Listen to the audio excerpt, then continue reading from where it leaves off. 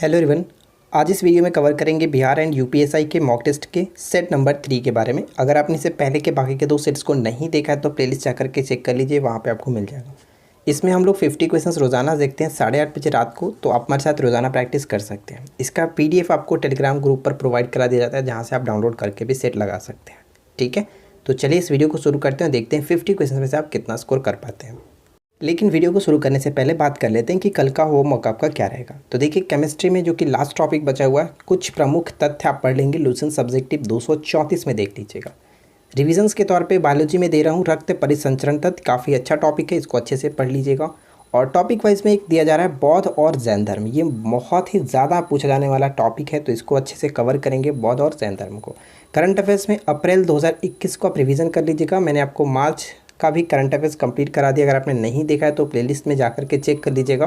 Monthly current affair 2021 करके playlist होगा, उसमें सारे वीडियो आपको एक साथ मिल जाएगी। चलिए आज की इस वीडियो को शुरू करते हैं। देखिए, फर्स्ट क्वेश्चन कह रहा है कि निम्नलिखित जोड़ों पर विचार करें। एक तरफ पुस्तक है, दूसरी तरफ लेखक है, तो बताइए कि कौन से पुस्तक यहाँ पे मैच किया गया, सही आंसर हमारा क्या होगा। तो देखिए, मुद्रा राक्षस की बात करें तो विशाख दत्त के द्वारा लिखित है, बिल्कुल सही है। पंच सिद्धांतक की बात करें तो वरामिहिर और कदम्बरी बाणभट्ट के द्वारा लिखी गई। ये तीनों के तीनों बिल्कुल सही तरीके से मैच किया गया, इस वजह से ऑप्शन डी को टिक करेंगे। ठीक है, तो इन तीनों पुस्तक को अच्छे से याद रखिएगा, क्योंकि अक्सर ये पूछे जाते हैं। नेक्स्ट क्वेश्चन से कि किसी परितंत्र में सबसे बड़ी संख्या होती है, किसी परितंत्र में सबसे बड़ी संख्या किसकी होती है। तो सही आंसर क्या होगा कि प्राथमिक उत्पादकों का। और मैं आपको कई बार बता चुका हूँ कि जब हम लोग पारितंत्र की बात करते हैं, यानी इकोसिस्टम की बात करते हैं, तो उस कंडीशन में उत्पादन का मतलब होता है हरे पेड़ पौधे। ठीक है, हरे पेड़ पौधे। यहाँ पे करेक्ट आंसर होगा प्राथमिक उत्पादों की जो संख्या होती है सबसे बड़ी है।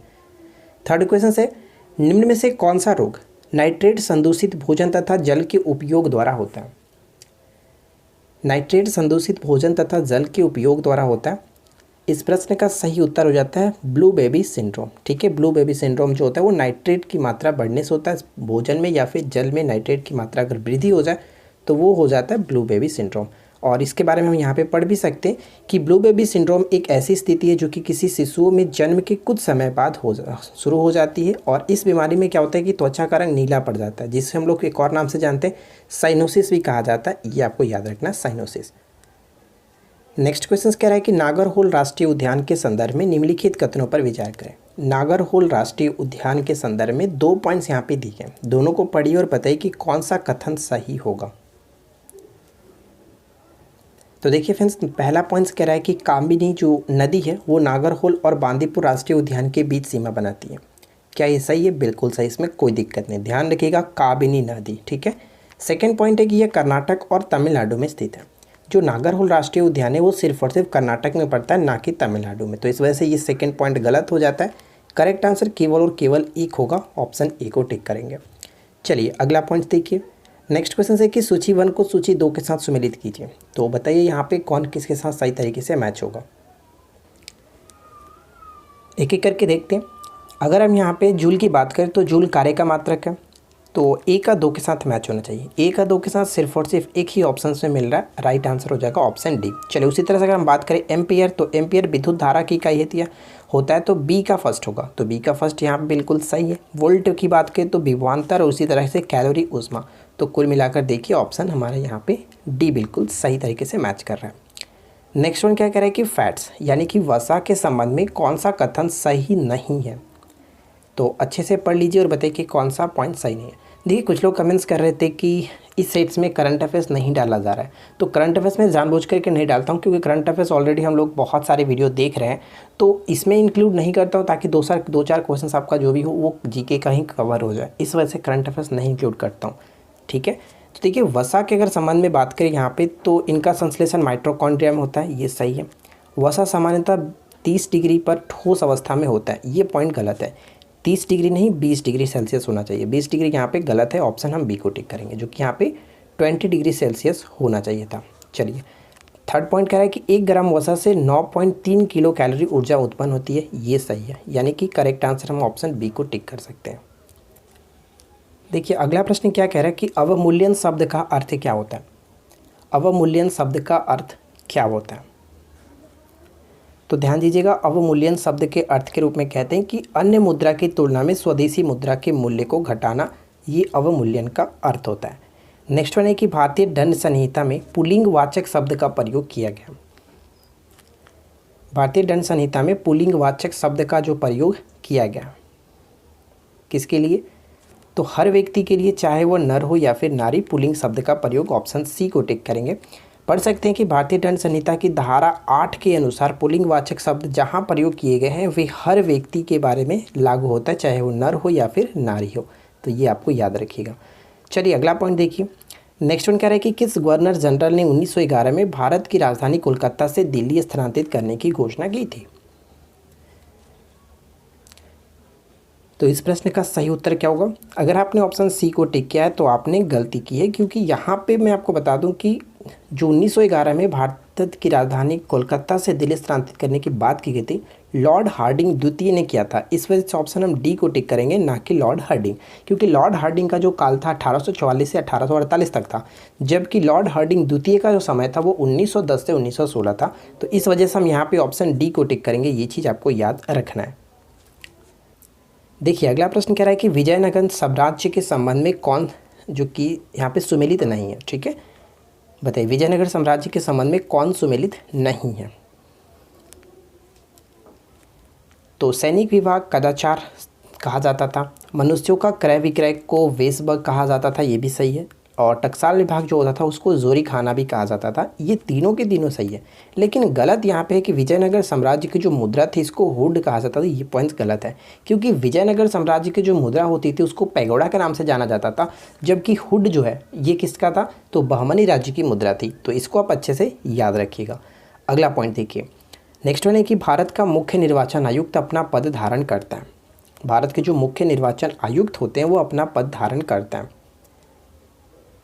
तो इस प्रश्न का सही उत्तर क्या है कि 6 वर्ष के लिए या फिर 65 वर्ष की आयु जो भी पहले पूरा हो उस वक्त तक के लिए धारण करते हैं।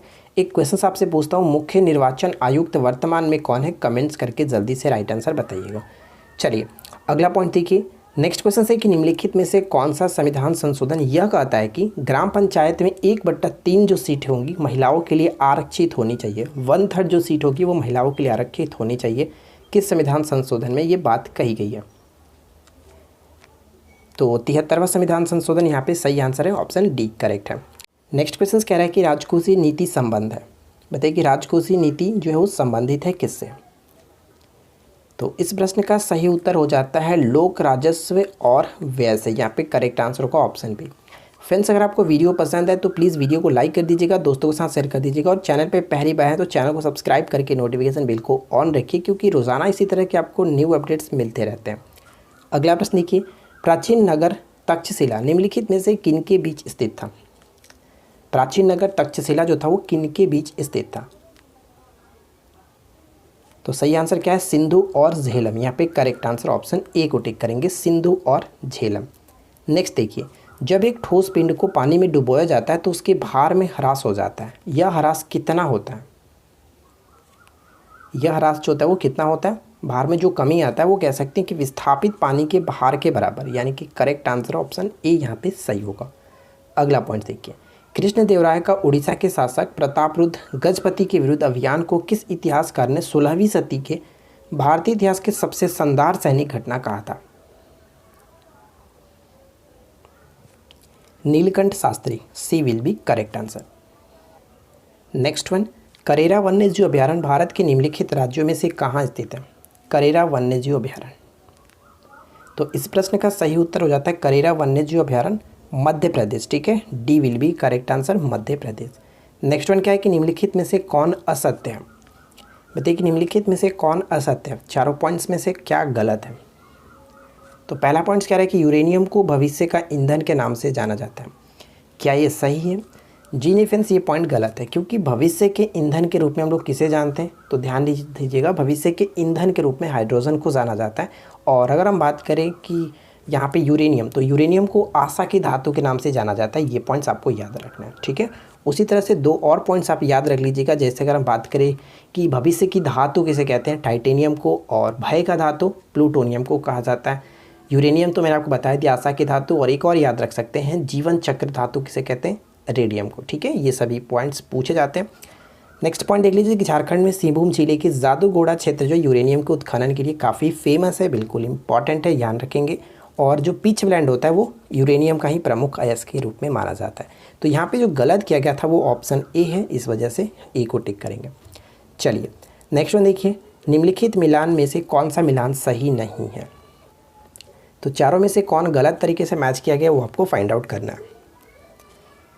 तो देखिए 129 को कहा गया सर्वोच्च न्यायालय एक अभिलेख न्यायालय, बिल्कुल सही। 263 अंतर्राज्यीय परिषद की स्थापना के बारे में बात की गई है, ये भी बिल्कुल सही है। और मैं आपको बता चुका हूँ कि अंतर्राज्यीय परिषद का जो गठन किया गया था जून 1990 में किया गया था, जिसकी पहली बैठक अक्टूबर 1990 में किया गया था, ये भी याद रखिएगा। 108 की बात करें तो संयुक्त अधिवेशन का प्रावधान किया गया, ये बिल्कुल करेक्ट है, इसमें भी कोई दिक्कत नहीं। लेकिन जो गलत है वो ऑप्शन डी में गलत है। क्यों? क्योंकि राष्ट्रीय अनुसूचित जनजाति आयोग, इससे पहले मैं आपको करा चुका हूँ, 338 जो होता है वो राष्ट्रीय अनुसूचित जाति आयोग होता है, यानी कि शेड्यूल कास्ट से संबंधित है। जबकि शेड्यूल ट्राइब की बात करें तो एसटी से संबंधित 338 का फर्स्ट होता है, ये आपको पता होना चाहिए। ठीक है, यहाँ पे डी को टिक करेंगे जो कि गलत है।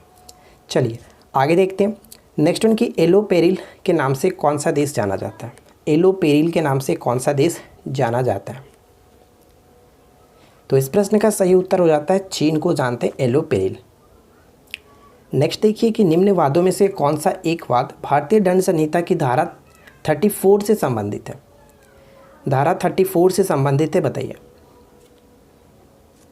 इस प्रश्न का सही उत्तर हो जाएगा वरिंद्र कुमार घोष बनाम किंग एम्पर, यानी कि राइट आंसर ऑप्शन सी को टिक करेंगे। और ये किससे संबंधित आप यहाँ पर पढ़कर कभी समझ सकते हैं, इसमें भी कोई ज़्यादा दिक्कत नहीं है। ठीक है, चलिए आगे की तरफ बढ़ते हैं। नेक्स्ट क्वेश्चन देखिए क्या कह रहा है। नेक्स्ट वन है कि निम्नलिखित में से किस प्रमुख प्रजातियों को दाचीग्राम नेशनल पार्क में संरक्षित किया गया और देखभाल किया जा रहा है। दाचीग्राम नेशनल पार्क जो है वो किसके लिए प्रसिद्ध है, बताइए। तो हम यहाँ पे कह सकते हैं कि दाचीग्राम नेशनल पार्क जो वो हंगूल के लिए फेमस है, इस वजह से ऑप्शन डी करेक्ट आंसर हो जाता है। देखिए अगला प्रश्न है कि सूची 1 को सूची 2 के साथ सम्मिलित करना है। ठीक है, तो बताइए कि कौन सा जो राष्ट्रीय उद्यान है वो कहाँ पे पड़ता है। और ये क्या या तो फिर ज़िले दी गई हैं या फिर उसके आसपास की जगह दी गई हैं, तो मैच करिए। तो चलिए हम एक एक करके मैच करके देखते हैं कौन कहाँ पे सही होगा। कान्हा राष्ट्रीय उद्यान आपको पता है कि ये मध्य प्रदेश में पड़ता है, और ये मध्य प्रदेश में कह सकते हैं कि मांडला के निकट, यानी कि यहाँ पे करेक्ट होगा ए का 2 के साथ। तो ए का 2 के साथ सिर्फ और सिर्फ एक ही ऑप्शन मिल रहा है, इस वजह से तो करेक्ट आंसर ए को टिक ही कर सकते हैं, कोई दिक्कत नहीं। लेकिन बाकी को भी मैच करके देखते हैं। जैसे बांधवगढ़ राष्ट्रीय उद्यान की बात करें तो ये कहाँ पे पड़ता है, बांधवगढ़ भी मध्य प्रदेश में ही पड़ता है, लेकिन ये उमरिया ज़िले में पड़ता है।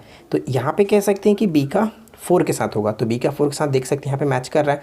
तो उसी तरह से आप सभी को मैच कर लीजिए, कोई दिक्कत नहीं है। अगर माधव राष्ट्रीय उद्यान ये भी मध्य प्रदेश में ही पड़ता है, शिवपुरी जिले में। इंद्रावती राष्ट्रीय उद्यान कहाँ पे, छत्तीसगढ़ में, कह सकते हैं बीजापुर में। तो कुल मिलाकर करेक्ट आंसर ऑप्शन ए होगा। चलिए आगे देखिए। नेक्स्ट क्वेश्चन की निम्न में से कौन सी जनजाति नीलगिरी पहाड़ियों से संबंधित है। बताइए फ्रेंड्स कि कौन सी जनजाति जो वो नीलगिरी पहाड़ियों से संबंधित है। इस प्रश्न का सही उत्तर होगा बड़ागा जनजाति की बात करें तो वे नीलगिरी पहाड़ियों से संबंधित रखते हैं। पृथ्वी की आयु का निर्धारण निम्नलिखित में से किस विधि के द्वारा किया जाता है। पृथ्वी की आयु का निर्धारण किस विधि के द्वारा किया जाता है।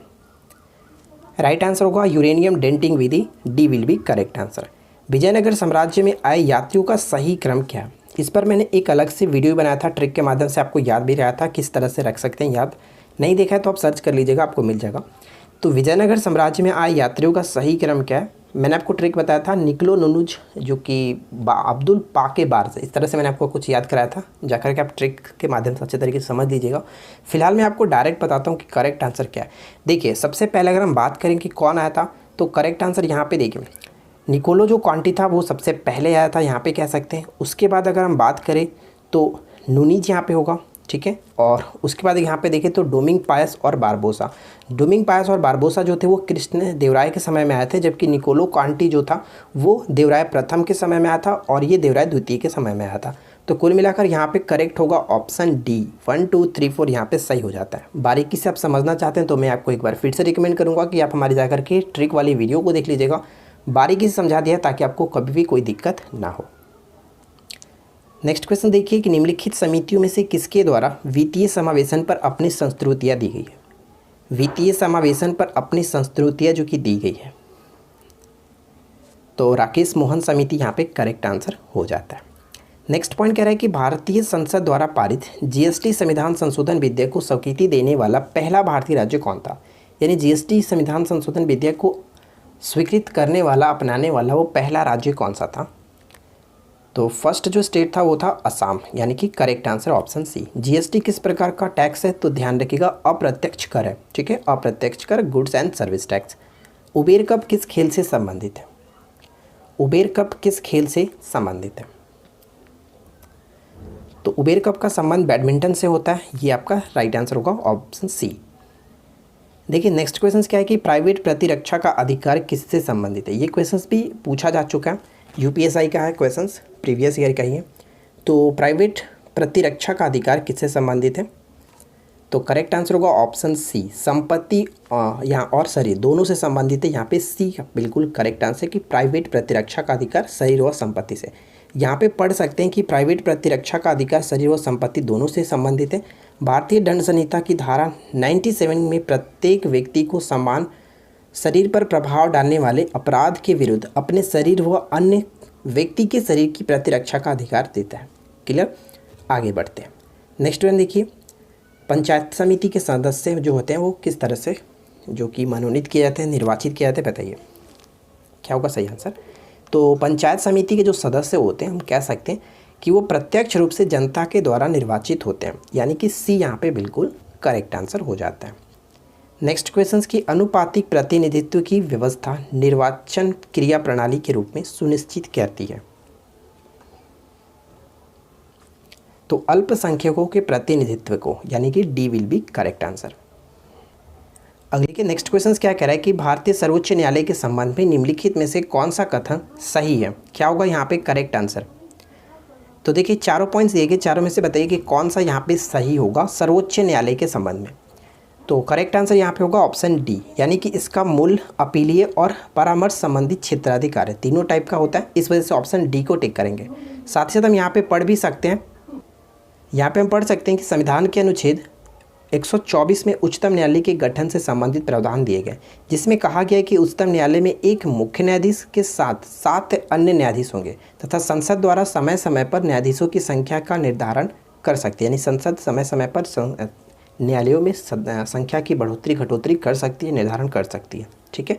वर्तमान समय में अगर हम बात करें तो सर्वोच्च न्यायालय में मुख्य न्यायाधीश सहित यहाँ पे कह सकते हैं 34 न्यायाधीश है, यानी कुल मिलाकर की बात करते हैं तो 33 न्यायाधीश और एक मुख्य न्यायाधीश, टोटल 34 हो जाते हैं। सर्वोच्च न्यायालय के पास मूल, अपीलीय और परामर्श संबंधी क्षेत्राधिकार शामिल है। तो तीनों के तीनों टाइप यहाँ पे होते हैं। चलिए नेक्स्ट क्वेश्चन क्या है कि निम्नलिखित कथनों में कौन सही नहीं है। तो बताइए यहाँ पे कौन सही नहीं है। संविधान संशोधन विधेयक संसद के दोनों सदनों द्वारा अलग अलग विशेष बहुमत से पारित होने चाहिए, बिल्कुल सही। सर्वोच्च न्यायालय में संविधान संबंधी मामलों की सुनवाई कम से कम 5 न्यायाधीशों के द्वारा की जाती है, ये भी बिल्कुल सही है। और प्रेस की स्वतंत्रता, मूलाधिकार, वाक स्वतंत्र और अभिव्यक्ति स्वतंत्र की बात करें तो ये सभी के सभी स्वतंत्रता में शामिल है, तो ये बिल्कुल सही है, इसमें कोई दिक्कत नहीं। स्वतंत्रता का अधिकार के अंतर्गत ये सभी चीज़ें आती हैं, तो यहाँ पे गलत कोई भी नहीं, इस वजह से ऑप्शन हम डी को टिक करेंगे, इनमें से कोई नहीं। अगला प्रश्न क्या है कि निम्नलिखित में से कौन सा कर भारत सरकार द्वारा नहीं लगाया जाता है। बताइए कि भारत सरकार के द्वारा नहीं लगाया जाता है कौन सा कर। तो जो टोल टैक्स होता है वो भारत सरकार के द्वारा नहीं लगाया जाता, इसको याद रखिएगा। जो टोल टैक्स होता है जिसको हम लोग मार्ग कर भी कहते हैं, परिवहन विभाग की जिम्मेदारी होती है, और ये जो आता है किसके अंतर्गत आता है, राज्य सरकार के द्वारा संचालित होता है, उसी के द्वारा लगाया जाता है। नेक्स्ट क्वेश्चन की उदारीकरण, निजीकरण और भूमंडलीकरण की नई आर्थिक नीति घोषित की गई थी और वो प्रधानमंत्री कौन थे, यानी कि किन के समय में ये पारित की गई थी या फिर घोषित की गई थी कह सकते हैं। C will be correct answer, Narasimha Rao, ठीक है, नरसिम्हा राव के द्वारा। यहाँ पे अच्छे तरीके से आप पढ़ भी सकते हैं कि किन के समय में हुआ था। नई आर्थिक नीति जो कि 91-92 में घोषित की गई थी, और उस समय प्रधानमंत्री जो थे नरसिम्हा राव थे, वित्त मंत्री मनमोहन सिंह थे। तो दोनों एग्जाम्स में पूछे जाते हैं, वित्त मंत्री पूछे तो मनमोहन सिंह को टिक करेंगे और प्रधानमंत्री हो तब नरसिम्हा राव को। गांधीवादी अर्थव्यवस्था किस पर आधारित है। गांधीवादी जो अर्थव्यवस्था है वो किस पर आधारित है। ऑप्शन बी करेक्ट हुआ, न्यास पर आधारित है। आप लोग वीडियो को बिल्कुल शेयर नहीं करते हो यार। सभी लोग अपने दोस्तों के साथ शेयर किया करो, ग्रुप्स में, फेसबुक पे, कितने सारे आप लोग हो, आप लोग शेयर नहीं करते हो। नेक्स्ट वन देखिए क्या है कि जैवमंडल भंडारण और दूसरा तरफ सूची के साथ उसके अवस्थिति के साथ मैच करना है। तो बताइए कौन किसके साथ सही तरीके से मैच होगा। देखिए नोकरिक जैवमंडल रिजर्व की बात करें तो जो कि बहुत बार पूछा जाता है, ये मेघालय में, यानी ए का 3 के साथ होना चाहिए। तो ए का 3 के साथ 2 जगह पर मिल रहा है, यानी 2 भी मिल रहा है। तो अब बात करते हैं डायरेक्ट, हम तीसरे पॉइंट्स को देखते हैं। जैसे अगर हम बात करें दिहांग और दिबांग जो है वो कहाँ पे, अरुणाचल प्रदेश में, यानी सी का 4 के साथ होना चाहिए।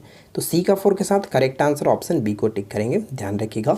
मानस भी बहुत बार पूछा जाता है कि असम में है। और अगस्त मलाई की बात करें तो ये कभी कभी केरल भी देता है, तमिलनाडु देता है, यानी कि ये दोनों में अवस्थित है, ध्यान रखिएगा, केरल और तमिलनाडु।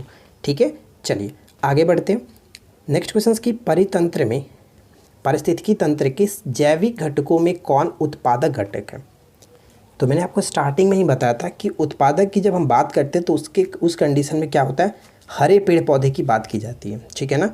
चलिए इसके बारे में बात कर लेते हैं कि उत्पादक एक्चुअली में होते क्या हैं। देखिए ऐसे जैविक घटक जो अपना भोजन स्वयं निर्माण कर सकते हैं उत्पादक कहलाते हैं, ठीक है। ये घटक सूर्य की ऊर्जा से ऊर्जा ग्रहण करके जल तथा कार्बन डाइऑक्साइड जैसे अकार्बनिक पदार्थों में जटिल कार्बन मुक्त करके भोजन बना सकते हैं। उदाहरण के तौर पर हरे पेड़ पौधे, ठीक है। आगे बढ़ते हैं। नेक्स्ट प्रश्न है कि निम्नलिखित में से कौन सा समूह ग्रीन हाउस प्रभाव में योगदान देता है। बताइए ग्रीन हाउस जो इफेक्ट होता है उसमें योगदान देता है। तो सही आंसर हो जाएगा यहाँ पे, किसे टिक करेंगे, ऑप्शन डी को, यानी कि कार्बन डाइऑक्साइड और मीथेन जो है यहाँ पे देख सकते हैं, ऑप्शन डी को टिक कर सकते हैं क्योंकि ये ग्रीन हाउस इफेक्ट के अंतर्गत आते हैं। नेक्स्ट क्वेश्चन की कांग्रेस ने स्वराज प्रस्ताव वर्ष 1905 में पारित किया, प्रस्ताव का उद्देश्य क्या था। तो ध्यान रखेंगे स्वराज प्रस्ताव जो 1905 में पारित किया गया था, इसका उद्देश्य कह सकते हैं स्वशासन सुनिश्चित करना, यानी ऑप्शन बी को टिक करेंगे। और इससे संबंधित कुछ पॉइंट्स पूछ जाते हैं, जैसे कि स्वराज जो पारित किया गया था 1905 में, तो इस अधिवेशन की अध्यक्षता कौन कर रहे थे, दादा भाई नौरोजी, ये ध्यान रखेंगे। और साथ ही साथ इस अधिवेशन में पहली बार स्वराज शब्द का प्रयोग किया गया था। और यहाँ पे स्वराज से तात्पर्य क्या है, स्वशासन सुनिश्चित करना, ठीक है। अगला पॉइंट देखिए, मद्रास महाजन सभा की स्थापना कब की गई थी। मद्रास महाजन सभा की स्थापना कब की गई थी। तो इस प्रश्न का सही उत्तर है 1884 ईस्वी में की गई थी मद्रास महाजन सभा की स्थापना। नेक्स्ट क्वेश्चन, भारतीय राष्ट्रीय कांग्रेस के प्रथम अधिवेशन में कितने प्रतिनिधियों ने भाग लिया था। भारतीय राष्ट्रीय कांग्रेस के प्रथम अधिवेशन जो हुआ था 1885 में बम्बई में हुआ था, तो उस वक्त कितने प्रतिनिधियों ने भाग लिया था, 72 विल बी करेक्ट आंसर। अगला प्रश्न क्या है कि भारतीय राष्ट्रीय कांग्रेस का 27वां अधिवेशन किस स्थान पर हुआ था। 27वां अधिवेशन जो किस स्थान पर हुआ था, तो करेक्ट आंसर है बांकीपुर, ठीक है, बांकीपुर करेक्ट आंसर हो जाता है। चलिए आगे बढ़ते हैं। नेक्स्ट वन है कि निम्नलिखित में से कौन सी जो पुस्तक है वो तिलक ने लिखी है। बताइए बाल गंगाधर तिलक की कौन सी पुस्तक इसमें लिखी गई है। तो हम यहाँ पे कह सकते हैं गीता रहस्य, बहुत बार पूछा जा चुका है गीता रहस्य के लेखक कौन है, तिलक, बाल गंगाधर तिलक, ध्यान रखिएगा, ठीक है। अगला पॉइंट थी कि स्वराज दल की स्थापना किसने की थी। स्वराज दल या फिर स्वराज पार्टी की स्थापना किसने की थी, बहुत इंपॉर्टेंट प्रश्न है। अगर आपने ऑप्शन ए को टिक किया है तो आपने बिल्कुल गलती की है, क्योंकि जेल नेहरू नहीं थे, मोतीलाल नेहरू थे। यहाँ पे करेक्ट आंसर होगा ऑप्शन डी, इनमें से कोई नहीं, ठीक है, ऑप्शन डी को टिक करेंगे। देखिए नेक्स्ट क्वेश्चन क्या कह रहा है कि यूनाइटेड किंगडम इसका एक उत्कृष्ट उदाहरण है। यूनाइटेड किंगडम किसका एक उत्कृष्ट उदाहरण है। तो इस प्रश्न का सही उत्तर हम किसे टिक करेंगे। संवैधानिक राजतंत्र का एक उत्कृष्ट उदाहरण माना जाता है ब्रिटेन को, या फिर यूनाइटेड किंगडम कह सकते हैं। नेक्स्ट क्वेश्चन की हमारी प्रस्तावना में निम्नलिखित में से कौन सा शब्द का अर्थ है कि आचरण करना जैसे हम एक ही परिवार के सदस्य हैं। बताइए, तो इस प्रश्न का सही उत्तर हम किसे टिक करेंगे, आचरण करना जैसे हम एक ही परिवार के सदस्य हैं, बंधुत्व, ठीक है, बंधुत्व, तो यहाँ पे सी को टिक करेंगे। नेक्स्ट क्वेश्चन है कि बौद्ध धर्म के संबंध में निम्नलिखित में से कौन सा कथन सत्य नहीं है। तो बताइए कि बौद्ध धर्म के संबंध में 4 पॉइंट्स यहाँ पे लिखे गए, तो इसमें सही कौन नहीं है। पहला पॉइंट कह रहा है कि बौद्ध संघ के लिए बनाए गए नियमों को विनय पिटक नामक एक पुस्तक में लिखा गया, बिल्कुल सही है, कोई दिक्कत नहीं। सेकेंड पॉइंट है कि बुद्ध ने सामान्य लोगों की भाषा पाली में सिखाया, यानी कि उन्होंने जो भी उपदेश दिया वो पाली भाषा में दिया था, ये भी सही है। बुद्ध शाक्यगण के थे, ये भी सही है, यानी कि इसमें गलत कोई भी नहीं है, इस वजह से ऑप्शन डी करेक्ट आंसर हो जाता है, ठीक है, कोई भी गलत नहीं है। नेक्स्ट वन क्या है कि सिंधु घाटी सभ्यता के किस पुरातात्विक स्थल को कह सकते हैं परसाराम का खेरा के नाम से जाना जाता है? परसाराम का खेरा के नाम से जाना जाता है, बताइए। तो सिंधु घाटी के पुरातात्विक स्थल जो आलमगीरपुर है, मैंने आपको कल ही बताया था आलमगीरपुर के बारे में, ये उत्तर प्रदेश के मेरठ ज़िले में पड़ता था और ये पूर्वी स्थल भी माना जाता है सिंधु घाटी सभ्यता का। तो ये ध्यान रखेंगे, करेक्ट आंसर ऑप्शन ए, ठीक है, जिसको हम लोग परसाराम का खेरा के नाम से भी जानते हैं। चलिए, इस वीडियो में हम लोगों ने 50 MCQ कवर किया। आई होप कि आप लोगों ने काफ़ी अच्छी स्कोरिंग कर ली होगी। नीचे कमेंट्स करके बताइएगा कि आपने आउट ऑफ 50 से आपकी स्कोरिंग क्या रही। वीडियो कैसी लगी नीचे कमेंट्स करके जरूर बताएं। साथ ही साथ क्यूज का राइट आंसर नीचे कमेंट्स करके बताइएगा कि क्या होना चाहिए, कि वेलिंगटन ट्रॉफी किस खेल से संबंधित है। वीडियो पसंद आया हो तो अपने दोस्तों के साथ शेयर कर दीजिएगा और साथ ही साथ चैनल पर पहली बार आए तो सब्सक्राइब करके रखिए, नोटिफिकेशन बिल को ऑन करके रखिए, क्योंकि रोज़ाना यहाँ पे 2 से 3 वीडियो आपको देखने को मिलता है जो एग्जाम्स के पर्पज़ से ही बनाया जाता है। चलिए फिलहाल मिलते हैं नेक्स्ट वीडियो में। Thanks for watching, keep learning, have a good day.